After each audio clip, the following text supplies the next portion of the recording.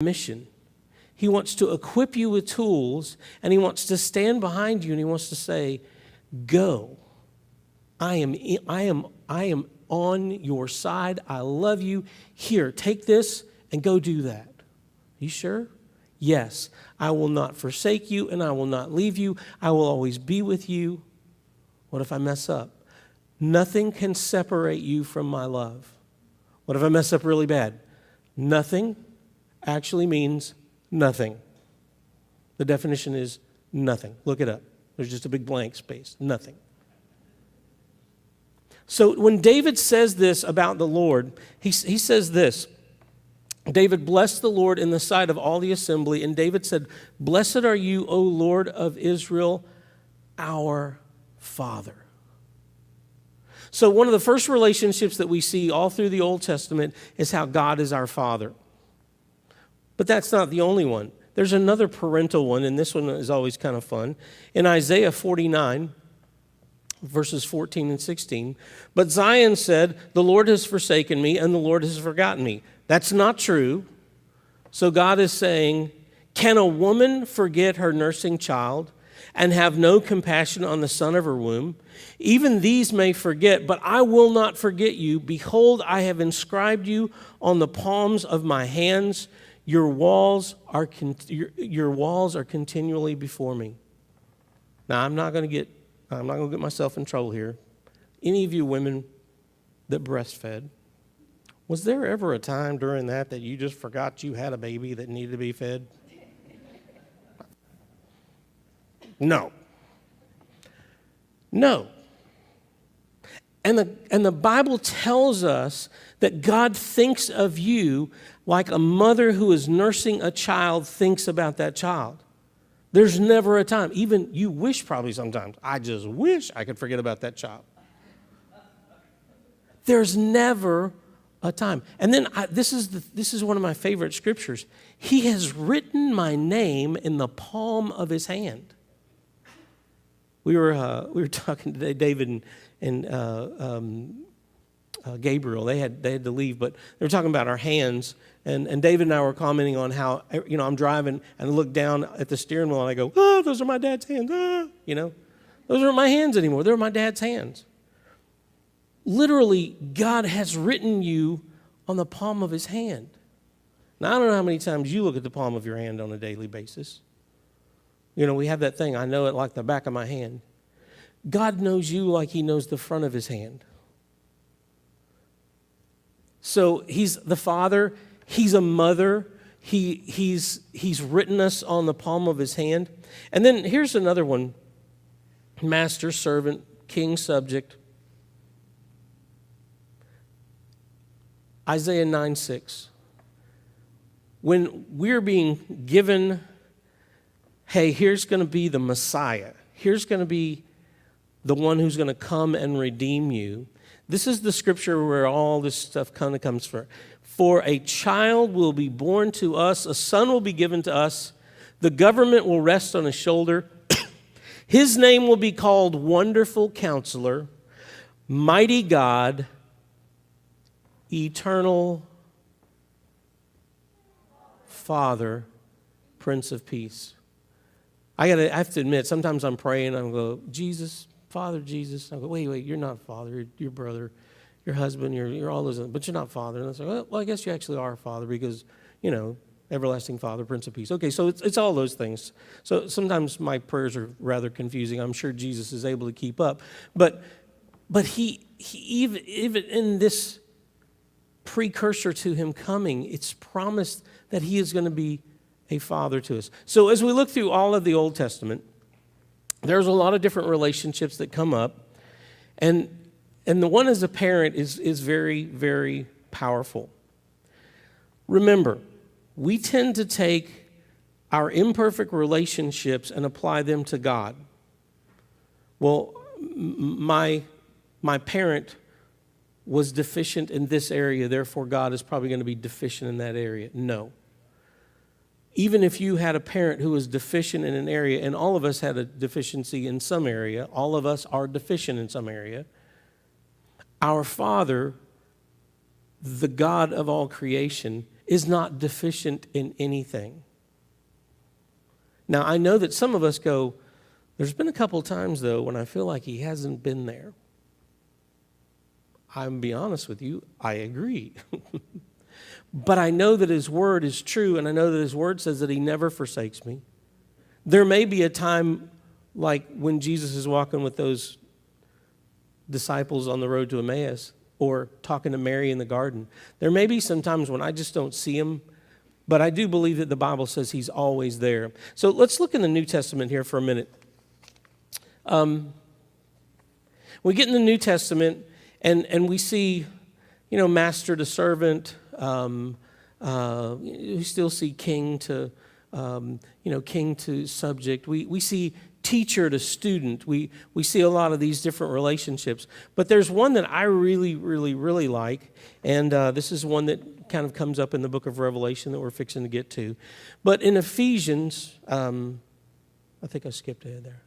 Yeah, there we go. Ephesians 5:25 through 27. Husbands, love your wives as Christ loved the church and gave himself up for her, that he might sanctify her, having cleansed her by the washing of the water with the word, so that he might present the church to himself in splendor, without spot or wrinkle or any such thing, that she might be holy and without blemish. Now, if you do a Google search, you go on BibleGateway.com, and you type in Bride of Christ, guess what it's going to probably tell you? 0. No, really, I know it's all in there about the Bride of Christ. You type it in there. But what we have to do is we have to look at the New Testament scriptures where it talks about Jesus and how he looks at us as the bride of Christ, as the virgin being prepared for the wedding ceremony. And then we get all the way into Revelation. We'll do that in a minute, and we're going to get to that eventually here in our Revelation study. But it continually brings up this type of relationship, and that is as a husband to a wife. We talked a little bit about that last week, about how in the Jewish culture, the betrothal happened, and then the son went back to the dad's house to prepare a wedding place, to prepare the honeymoon suite. And the son would keep coming back to the dad and go, I'm ready to go get my bride. No, not yet. It's not ready. It's not good enough. It's not everything it should be. And that's what we're waiting on right now. We're waiting on the Father to look at Jesus and go, the room is ready. It's awesome. Go get your bride. That's what we're waiting on. But 2 Corinthians 11, 2 and 3, for I feel a divine jealousy for you, since I betrothed you to one husband to present you as a pure virgin to Christ. But I'm afraid that as the serpent deceived Eve by his cunning, your thoughts will be led astray for a sincere and pure devotion to Christ. This is a warning, again, to the bride, which is the church. We are the bride of Christ. Now, I know that for some of you guys, probably most of you guys, that's just a bit odd. I'm the bride? But yeah, we're the bride. And we have a husband, we have a groom who is anxiously awaiting when he can come and get us. I was talking to somebody back last year, and they happen to have a 1-year-old who lives in their house. And he said, it's kind of interesting. I always pick him up from school, and I always want to ask him how his day was. How's your day? And being a typical little 1-year-old boy, fine. What did you do? Nothing. No, really, what did you do? Well, we played, and then we made this picture, and then we ate some snack, and then, and so he basically gives him this first grader's view of, I'm not sorry, 1-year-old. First grader, I'm sorry. First grade. He was a very advanced 1-year-old. First grade, that's what I meant. So anyways, he pulls this information out of this little first grader and gets to the end. And finally, the first grader has opened up and said, here's all the exciting things we're doing, blah, blah, blah, blah, blah. Here's my day. But then the first grader looks at him and goes, well, Dad, how was your day? And he said, well, it was fine. Well, what did you do? And the guy told me, he goes, I began thinking through, okay, I had a disciplinary meeting with a teacher. I had a budget planning meeting that man, it took a long time, and we argued over the stupidest stuff. And then we had, he's thinking all these adult meetings that he'd had all day. And so finally he looks at the little first grader and he goes, nothing. Why? Because he knows the first grader's not going to be able to comprehend what his day entailed. Because his day wasn't just sitting there drawing pictures and eating popcorn. It was a little more complex than that. God knows that the relationship that he has with us is probably a little beyond our comprehension. So he gives us these pictures so that we can have an opportunity to begin to understand kind of how we are going to relate to him. So I have no problem as a guy going, okay, apparently I am a bride. You're a bride. We're a bride, guys. That's weird, but it's as close as we can get in that particular area, thinking about what we are to Jesus. Now, let me tell you, I have a bride, and I'm pretty pleased with her. She's moderately pleased with me from time to time. I know how I feel about my wife, and I know I'm not perfect. But if I feel that way about my wife, what do I think Jesus feels about me? Because I know that Jesus doesn't filter everything the way I filter stuff. Well, yeah, this means this, and that means that, and she said this, so it must mean this, and she did this, it must mean that. Jesus doesn't misinterpret anything. Jesus knows my heart. Jesus is never caught off guard by, oh man, I didn't see that coming. And yet, he loves me. He is passionately in love with me. Well, let me go on to Matthew chapter 23. Revelation.